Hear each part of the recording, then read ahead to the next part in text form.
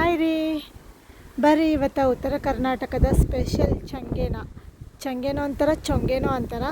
ಹೇಗೆ ಮಾಡ್ತಾರೆ ಅಂತ ನೋಡ್ಕೊಂಡು ಬರೋಣ ಬರ್ರಿ. ಅತಿ ಸುಲಭವಾಗಿರುತ್ತೆ ರೀ. ಇವತ್ತು ನಮ್ಮ ಮನ್ಯಾಗ ಚಂಗೆ ಮಾಡಾಕತ್ತೀವಿ. ಬರ್ರಿ ಹೆಂಗೆ ಮಾಡ್ತೀವಿ ಅಂತ ತೋರಿಸ್ತೀವಿ. ಹಾಯ್ ರೀ, welcome back to my YouTube channel.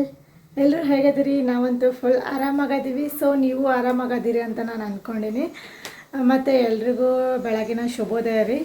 ಇದು ನಾನು ವೀಡಿಯೋ ಮಾಡ್ತಿರೋದು ಇವಾಗ ಬೆಳಗ್ಗೆ ಒಂದು 10 ಗಂಟೆ ಆಗೈತೆ ರೀ. ಮತ್ತು ಇವತ್ತು ಏನಿಲ್ಲ, ಒಂದು ರೆಸಿಪಿ ಜೊತೆ ವೀಡಿಯೋ ಮಾಡಾಕತ್ತೀನಿ.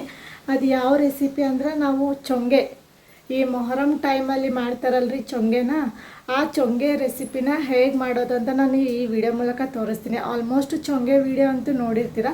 ಸೊ ನಾನು ಒಂದು ವಿಡಿಯೋ ಮಾಡಾಕತ್ತೀನಿ.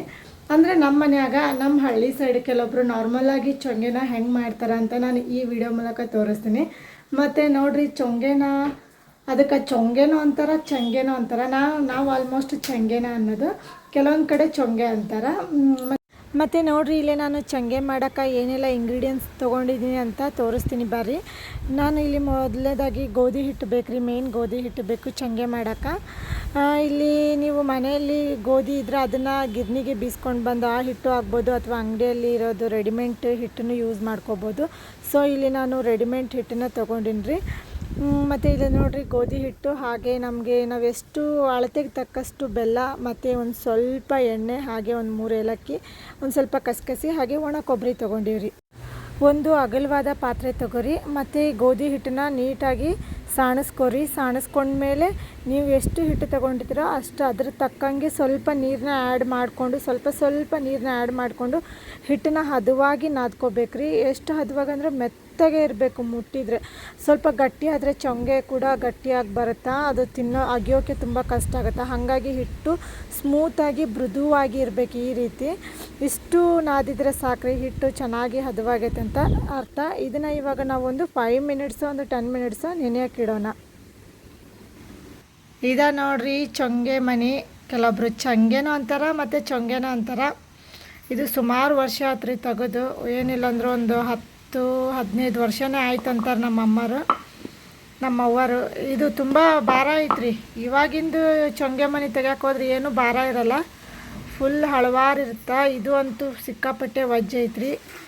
ಮತ್ತು ಆ ಟೈಮ್ನಾಗ 10-15 ವರ್ಷದ ಹಿಂದೆ ಇದು ಒಂದು 12-15 ರೂಪಾಯಿ ಅಂತ ಹೇಳ್ತಾರೆ. ಈ ಥರ ಹಿಂದ್ಗಡೆ ಬಂದವು ನೋಡ್ರಿ. ಇದಕ್ಕೆ ಸ್ಟ್ಯಾಂಡ್ ಥರ ಒಂಥರ.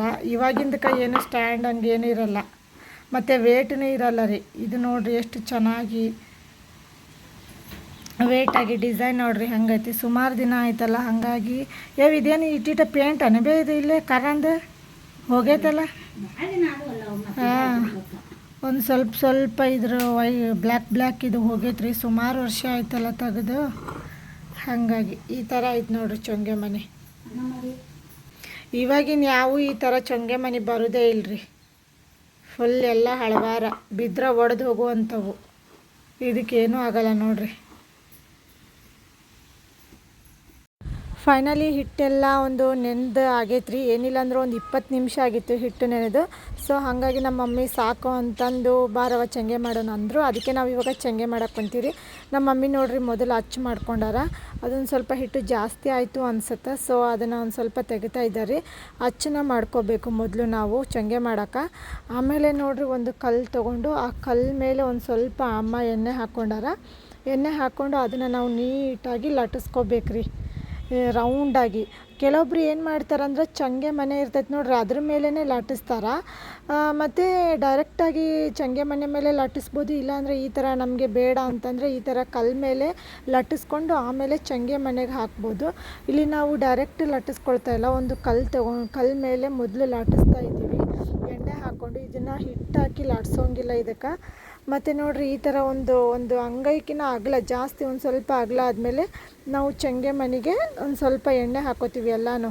ಅಂದರೆ ನಾವು ಡೈರೆಕ್ಟ್ ಹಾಕಿದರೆ ಅದು ಹಿಟ್ಟು ಆ ಕಲ್ಲಿಗೆ ಅಂಟ್ಕೊಂಡ್ಬಿಡುತ್ತೆ, ಚಂಗೆ ಬರೋಂಗಿಲ್ಲ. ಹಾಗಾಗಿ ನಾವು ಮೊದಲು ಆ ಚಂಗೆ ಮನೆ ಎಷ್ಟೈತಿ ನೋಡ್ರಿ ಅಷ್ಟು ನೀಟಾಗಿ ಎಣ್ಣೆ ಹಚ್ಕೋಬೇಕು. ನೀಟಾಗಿ ಎಣ್ಣೆ ಹಚ್ಕೊಂಡಾದ್ಮೇಲೆ ನಮ್ಮ ಅವ್ವರು ನೋಡ್ರಿ ಲಟ್ಸಿರ್ತಾರಲ್ಲ, ಅದನ್ನು ನಾವಿವಾಗ ಇದ್ರಾಗ ಹಾಕಬೇಕು. ಹಾಕ್ಕೊಂಡು ನಾವು ನೀಟಾಗಿ ಅದನ್ನು ಪ್ರೆಸ್ ಮಾಡಬೇಕು, ಒತ್ತಬೇಕು. ಇಲ್ಲಾಂದರೆ ಸ್ವಲ್ಪ ಅಂಗೈ ಹಿಡ್ಕೊಂಡು ಅಷ್ಟೇ ಬಡೀರಿ. ಯಾಕಂದರೆ ಇಲ್ಲಿ ನಾವು ತೆಳು ಮಾಡಕತ್ತೀವಿ. ಕೆಲವೊಬ್ಬರು ದಪ್ಪ ಮಾಡ್ತಾರೆ ಚಂಗೆನ, ಬಟ್ ಅದು ಆರಿದ ಮೇಲೆ ತಿನ್ನೋಕ್ಕೆ ಟೇಸ್ಟ್ ಆಗಲ್ಲ ರೀ. ಹಾಗಾಗಿ ನಾವಿಲ್ಲಿ ಚಂಗೆನ ಪ್ರತಿ ಸಲನೂ ಚಂಗೆನ ತೆಳುವೆ ಮಾಡ್ತೀವಿ. ನೀವು ಕೂಡ ಹಾಗೆ ಮನೇಲಿ ಚಂಗೆ ಮಾಡಬೇಕಾದ್ರೆ ನೀವು ತೆಳುವೆ ಮಾಡಿ. ಫಸ್ಟ್ ಡೇ ತಿನ್ನೋಕ್ಕೆ ಟೇಸ್ಟ್ ಆಗುತ್ತೆ, ಸೆಕೆಂಡ್ ಡೇಗೆ ಅದು ತಿನ್ನೋಕ್ಕೆ ಟೇಸ್ಟ್ ಆಗಲ್ಲ. ಹಾಗಾಗಿ ನೋಡಿರಿ, ನಾವು ಅಚ್ಚೆ ನೋಡಿರಿ ಹೆಂಗೆ ಮೂಡೈತಿ, ಸ್ವಲ್ಪ ಕೈಯಿಂದ ಪ್ರೆಸ್ ಮಾಡಿದರೆ ಸಾಕು. ಆಮೇಲೆ ನೋಡಿರಿ ಇದನ್ನು ನಾವು ಬೇಯಿಸ್ಕೊತಿದ್ದೀವಿ ಆಯಿತಾ. ತೆವೆಯಲ್ಲಿ ಹಾಕ್ಕೊಂಡು ಇಲ್ಲಿ ನಮ್ಮದು ಹಳತ್ತು ದೋಸೆ ಹಂಚಿತ್ತ, ಅದನ್ನೇ ತಗೊಂಡು ನಾಸ್ಟಿಕ್ ಇದು. ಇದಕ್ಕೆ ಜಾಸ್ತಿ ಎಣ್ಣೆ ಹಾಕುವ ಅವಶ್ಯಕತೆ ಇಲ್ಲ ಅಂಥೇಳಿ. ನಾವು ಯಾವುದಾದ್ರೂ ಒಂದು ರೊಟ್ಟಿ ಅಥವಾ ಚಪಾತಿ ಮಾಡೋದಿದ್ರೆ ಅದಕ್ಕೆ ಎಣ್ಣೆ ಹಾಕಬೇಕು ಪ್ರತಿ ಸರಿನೂ. ಅದೇ ನಾಸ್ಟಿಕ್ ಇದು ವೇಸ್ಟ್ ಆಗಿರೋದೊಂದು ದೋಸೆ ಹಂಚಿದು ಇದ್ದರೆ ಅದರಲ್ಲಿ ನಾವು ಈ ಥರ ಬೇಯಿಸ್ಕೊಂಡ್ರೆ ಪ್ರತಿ ಸಲ ಎಣ್ಣೆ ಹಾಕುವಂಥ ಅವಶ್ಯಕತೆನೇ ಇಲ್ಲ. ಹಾಗಾಗಿ ನೋಡಿರಿ, ಇದು ಫಸ್ಟ್ ಸತಿ ಅಲ್ಲ ಈ ಥರ ಎಣ್ಣೆ ಇದೆ. ನೆಕ್ಸ್ಟ್ ನಾನು ಒಂದು ಸಲ ಮಾತ್ರ ಎಣ್ಣೆ ಹಾಕ್ಕೊಂಡಿದ್ದೀನಿ. ನಮ್ಮಮ್ಮ ನೋಡಿರಿ ನೀಟಾಗಿ ಒಂದೊಂದಾಗಿ ಲಟ್ಟಿಸ್ಕೊಡ್ತಾಯಿದ್ರು ಅಚ್ಚೆ ಮಾಡಿಕೊಂಡು. ನಾನು ಈ ಥರ ಅದನ್ನು ಪ್ರೆಸ್ ಮಾಡಿ ಒಂದೊಂದಾಗಿ ನೀಟಾಗಿ ಬೇಯಿಸ್ಕೊತಾ ಇದ್ದೀರಿ. ನೀವು ಫಸ್ಟಿಗೆ ಒಂದು ಸ್ವಲ್ಪ ಜಾಸ್ತಿ ಉರಿನೇ ಇಡಿ, ಏನಕ್ಕಂದರೆ ಅದು ಗೋಧಿ ಹಿಟ್ಟಲ್ಲ, ಕೆಲವೊಂದು ಸಲ ಒಳಗಡೆ ಹಿಟ್ಟೆಲ್ಲ ಹಾಗೆ ಇರುತ್ತೆ. ನೀಟಾಗಿ ಸರಿಯಾಗಿ ಬೇಯಿಸ್ಕೊಳ್ಳಿ ಆಯಿತಾ. ಇದನ್ನು ಕೆಲವೊಬ್ರು ಏನು ಮಾಡ್ತಾರೆ ಅಂದರೆ ಚಂಗೆನ ಎಣ್ಣೆಯಲ್ಲಿ ಫ್ರೈ ಮಾಡ್ತಾರೆ. ನಾವಿಲ್ಲಿ ಎಣ್ಣೆಯಲ್ಲಿ ಫ್ರೈ ಮಾಡ್ತಾಯಿಲ್ಲ. ಕೆಲವೊಬ್ರು ಎಣ್ಣೆಯಲ್ಲಿ ಫ್ರೈ ಮಾಡಿ ಆಮೇಲೆ ಅದಕ್ಕೆ ಒಂದು ಸ್ವಲ್ಪ ಒಣ ಕೊಬ್ಬರಿ, ಕಸಕಸಿ ಈ ಥರ ಮಿಕ್ಸ್ ಮಾಡ್ತಾರೆ.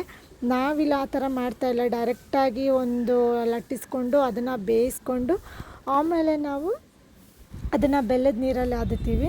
ನಮ್ಮ ಅಮ್ಮ ನೋಡ್ರಿ ಒಬ್ಬರೇ ಅಚ್ಚು ಮಾಡಿಕೊಂಡು ಒಬ್ಬರೇ ಲಟ್ಟಿಸ್ತಾ ಇದ್ದಾರೆ. ಇವಾಗ ಅಮ್ಮ ಮತ್ತು ನಾವು ಇಬ್ಬರೇ ಇದ್ದೀವಿ. ಸೊ ಹಾಗಾಗಿ ಅಮ್ಮ ಅಚ್ಚು ಮಾಡಿಕೊಂಡು ಲಟ್ಟಿಸ್ತಾ ಇದ್ದಾರೆ, ನಾನು ಅದನ್ನು ಪ್ರೆಸ್ ಮಾಡಿ ನಾನಿವಾಗ ಒಲೆಯಲ್ಲಿ ಬೇಯಿಸ್ತಾ ಇದ್ದೀನಿ. ಫೈನಲಿ ನೋಡ್ರಿ ನಮ್ಮದಂತೂ ಎಲ್ಲನೂ ಚಂಗೆ ಮಾಡಿ ಆಯಿತು. ಇಷ್ಟೊಂದು ಚಂಗೆ ಆಗ್ಯಾವ್ರಿ. ಮತ್ತು ಇವಾಗ ಏನಿಲ್ಲ ನೋಡಿರಿ, ಚಂಗೆ ಆದ ತಕ್ಷಣ ಇದಕ್ಕೆ ಇವಾಗ ಮತ್ತೆ ಬೆಲ್ಲದ ನೀರು ರೆಡಿ ಮಾಡ್ಕೋಬೇಕು.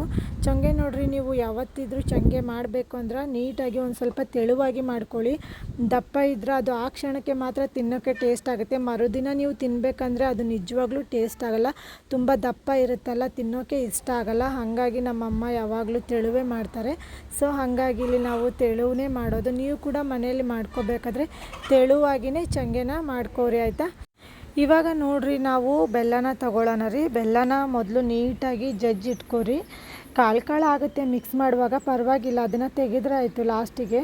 ಇವಾಗ ನೋಡ್ರಿ, ನಮ್ಮಮ್ಮ ಇವಾಗ ಎಷ್ಟು ಬೇಕೋ ಅಷ್ಟು ಬೆಲ್ಲ ತಗೊಂಡು ಅದಕ್ಕೆ ಒಂದು ಚೊಂಬು ಕೂಡ ನೀರಿಲ್ಲ. ಅದು ಒಂದು ಸಣ್ಣ ಚೊಂಬಿಂದ ಒಂದು ಚೊಂಬಾಗ್ಬೋದು, ದೊಡ್ಡ ಚೊಂಬಾದರೆ ಒಂದು ಅರ್ಧ ಚೊಂಬಾಗುತ್ತೆ, ಅಷ್ಟೇ ನೀರನ್ನ ಹಾಕಿದ್ದಾರೆ.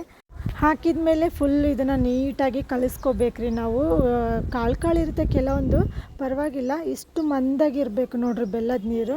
ಸೊ ಆವಾಗ ಚಂಗೆ ಟೇಸ್ಟಾಗಿ ಎಲ್ಲದಕ್ಕೂ ತಿನ್ನೋಕ್ಕೆ ಟೇಸ್ಟ್ ಆಗುತ್ತೆ. ಇವಾಗ ಅದು ಬೆಲ್ಲದ ನೀರಿಗೆ ನಮಗೆ ಎಷ್ಟು ಬೇಕೋ ಅಷ್ಟು ಕಸಕಸಿ, ಅಮ್ಮ ಸ್ವಲ್ಪ ಕಸಕಸಿ ಹಾಕ್ಕೊಂಡಿದ್ದಾರೆ. ಹಾಗೆ ಒಂದು 3 ಏಲಕ್ಕಿ ತೊಗೊಂಡಿರಿ. ಅದನ್ನು ಒಂದು ಸ್ವಲ್ಪ ನೀಟಾಗಿ ಜಜ್ಜಿ ಹಾಕ್ಕೊಳ್ಳಿ, ಘಮ ಘಮ ಟೇಸ್ಟಾಗಿರುತ್ತೆ. ಮತ್ತು ಒಂದು ಸ್ವಲ್ಪ ಒಣ ಕೊಬ್ಬರಿ ತುರ್ಕೊಂಡು ಇದ್ರೊಳಗೆ ಹಾಕ್ಕೋಬೇಕು. ಇಷ್ಟು ಹಾಕಿದರೆ ಸಾಕು ನೋಡಿರಿ. ಬೆಲ್ಲ, ಒಣ ಕೊಬ್ಬರಿ, ಕಸಕಸಿ, ಹಾಗೆ 1-2-3 ಏಲಕ್ಕಿ, ಇಷ್ಟನ್ನು ನಾವು ಬೆಲ್ಲದ ನೀರಲ್ಲಿ ಹಾಕಿದ್ದೀವಿ ಚಂಗೆ ಮಾಡಬೇಕಾದ್ರೆ. ಇಷ್ಟೇ ನೋಡಿರಿ, ಈಸಿಯಾಗಿರುತ್ತೆ, ಏನಿಲ್ಲ. ಮತ್ತು ನೋಡಿರಿ, ಈ ಚಂಗೆನ ಯಾವಾಗ ಬೇಕೋ ಆವಾಗ ನಮಗಂತೂ ಮಾಡ್ಕೊಂಡು ತಿನ್ನೋಕ್ಕಾಗಲ್ಲ.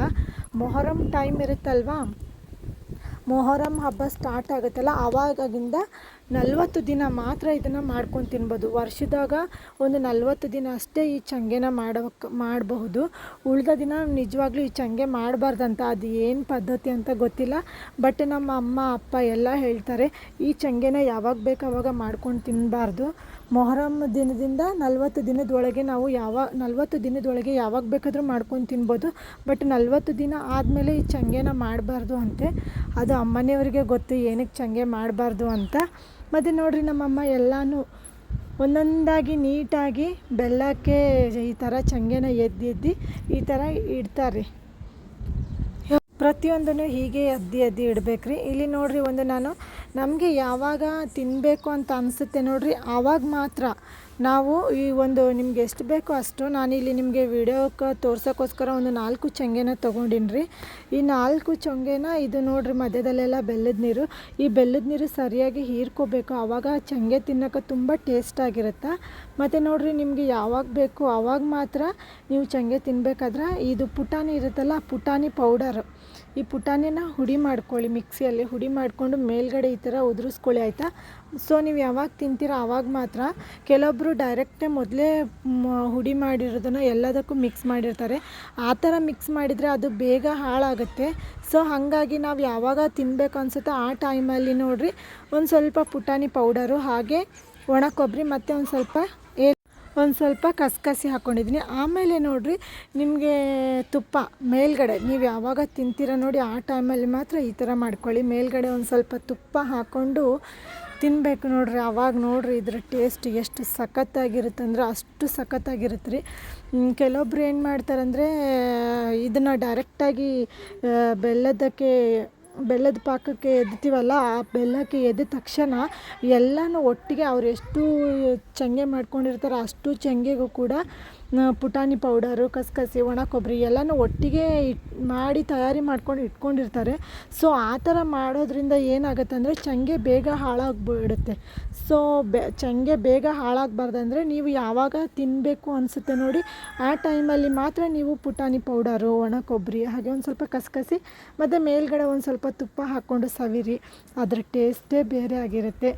ಸಖತ್ತಂದರೆ ಸಖತ್ತಾಗಿರುತ್ತೆ. ಇದು ಹಳ್ಳಿ ಸೈಡು ಮೊಹರಂ ಟೈಮಲ್ಲಿ ಒಂದು ಸ್ಪೆಷಲ್ ಚಂಗೆ ರೀ. ಮತ್ತು ನೋಡಿರಿ ನನ್ನ ಚಂಗೆ ಹೆಂಗಾಗೈತಿ ಅಂತ ಒಂದು ಕಮೆಂಟ್ ಹಾಕಿ.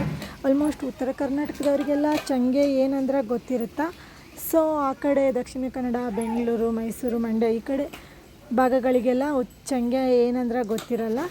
ಇದು ಒಂದು ಸ್ಪೆಷಲ್ ಚಂಗೆ ರೀ ಉತ್ತರ ಕರ್ನಾಟಕ ಸೈಡ್. ಮತ್ತು ನೋಡಿರಿ ಇದನ್ನು ನಾವು ಇವಾಗ ಟೇಸ್ಟ್ ಮಾಡ್ತೀನಿ ಬರ್ರಿ. ಫೈನಲಿ ನಾನಂತೂ ಎಲ್ಲ ಫ್ರೆಶ್ ಅಪ್ ಆಗಿ ಮತ್ತು ನಮ್ಮ ಚಂಗೆನೂ ಆಗಿದ್ವಿ. ಒಂದು 2 ಅವರ್ 3 ಅವರ್ ಅದನ್ನು ಬೆಲ್ಲ ಎಲ್ಲ ಹೀರ್ಕೊಳ್ಳಿ ಅಂತ ಸುಮ್ಬಿಟ್ಟಿದ್ವಿ. ಇವಾಗೆಲ್ಲ ಕೆಲಸ ಆಯಿತು, ಎಲ್ಲ ಫ್ರೆಶ್ ಅಪ್ ಆಗಿ ಇವಾಗ ನಾನು ಚಂಗೆ ಟೇಸ್ಟ್ ಮಾಡಕತ್ತೀನಿ ರೀ. ಚಂಗೆ ಹೆಂಗಾಗಿ ಟೇಸ್ಟ್ ನೋಡೋಣ ಬರ್ರಿ. ಇವಾಗ ಈ ಚಂಗೆನ ಆಲ್ಮೋಸ್ಟ್ ಉತ್ತರ ಕರ್ನಾಟಕದಲ್ಲಿ ಏನು ಮಾಡ್ತಾರೆ, ಚಿಕನ್ ಸಾಂಬಾರಲ್ಲೇ ತಿಂತಾರೆ. ಬಟ್ ನನಗೆ ಸ್ವೀಟು ಮತ್ತು ಖಾರನ ಎರಡೂ ಒಟ್ಟಿಗೆ ತಿನ್ನೋಕೆ ಇಷ್ಟ ಆಗಲ್ಲ. ಹಾಗಾಗಿ ನಾನು ರೋಲ್ ಮಾಡಿಕೊಂಡು ಚಂಗೆನ ತಿನ್ನಕತ್ತೀನಿ ರೀ. ಚಂಗೆ ಮಾತ್ರ ಅತಿ ಸ್ಮೂತಾಗಿ ಮೃದುವಾಗಿ ತಿನ್ನೋಕೆ ಮಾತ್ರ ತುಂಬ ಟೇಸ್ಟ್ ಆಗಿತ್ತು ರೀ. ಅದು ಮರುದಿನ ಅಂತೂ ತಿನ್ನೋಕ್ಕೆ ಇನ್ನೂ ಟೇಸ್ಟ್ ಆಗುತ್ತೆ ರೀ ಚಂಗೆ. ಮತ್ತು ಇವತ್ತಿನ ಈ ಚಂಗೆ ವಿಡಿಯೋ ಹೆಂಗಾಯ್ತು ಅಂತ ಒಂದು ಕಮೆಂಟ್ ಮಾಡಿರಿ. ಮತ್ತು ನೀವು ಒಂದು ಸಲ ಚಂಗೆನ ಮಾಡ್ಕೊಂಡು ತಿನ್ನಿರಿ. ಅತಿ ಈಸಿಯಾಗಿ ಇರುತ್ತೆ, ಏನು ಕಷ್ಟ ಇಲ್ಲ ರೀ. ನಾನಂತೂ ಎಲ್ಲ ಚಂಗೆನ ಟೇಸ್ಟ್ ಮಾಡಿ ಹಾಗೆ ಊಟನೂ ಆಯ್ತು ರೀ. ಮತ್ತು ಮುಂದಿನ ವೀಡಿಯೋದೊಂದಿಗೆ ಸಿಗೋಣ. ಮತ್ತು ಯಾರೆಲ್ಲ ನನ್ನ ಒಂದು ಚಾನಲ್ ಇನ್ನೂ ಸಬ್ ಮಾಡ್ಕೊಂಡಿಲ್ಲ ಬೇಗ ಬೇಗ ಸಬ್ ಮಾಡ್ಕೊಳ್ಳಿ. ಬೆಲ್ ಐಕಾನ್ನ ಕ್ಲಿಕ್ ಮಾಡಿ ಆಲ್ ಅಂತ ಸೆಲೆಕ್ಟ್ ಮಾಡಿ. ಮುಂದಿನ ಹೊಸ ವೀಡಿಯೋದೊಂದಿಗೆ ಸಿಗೋಣ ರೀ. ಟಾಟಾ, ಬಾಯ್ ಬಾಯ್.